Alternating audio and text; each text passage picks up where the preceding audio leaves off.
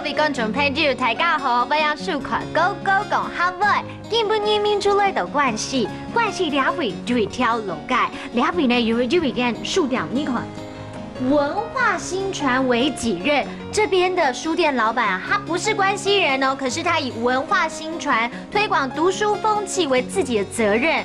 到底怎么有这么有趣的人，还有这么棒的书店呢？我们一起进去看看哦。卢老板你好，你好，明珠你好，很开心认识你。你好，你好。哇，老板刚才一进来就发现啊，这边真的是一个书香气息很浓厚的地方。是。听说你不是关西人，怎么会在这边开这样一间书店啊？其实关西它是一个很完整的一个客庄，那其实这里保留很多那种客家文化的生活方式。那其实我觉得我在北部来讲，这种地方很少。那这里又很风景很优美，所以我就喜欢在这里这样子。所以你自己本身应该也是一个非常喜欢阅读的人喽？我自己也很喜欢看书啦，大概家里大概一两万册的书。你这么爱看书啊，一定要学这个看书这个单字。是。看书的客家话就叫做孔树。孔树，没错。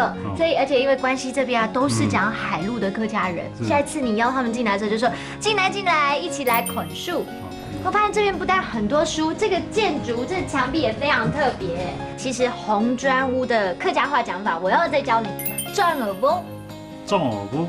这个比较难。真的，因为关西这边非常多客家人，你可以教大家说。这边是边喝茶边看书的好地方，俩是边吃茶边看书的好素材。Hello， 各位观众朋友们，有没有发现关西老街真的很不一样了耶？下一次带家人一起去那边走一走、看一看吧。今天呢，我们认识了许多新的词，明珠带大家来复习一遍哦。来看第一个词就是看书，看书。第二个呢，就是红砖屋，转耳波。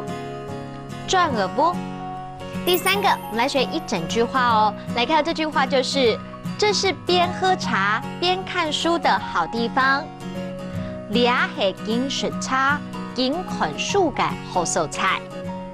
俩是边吃茶边看书的好素材。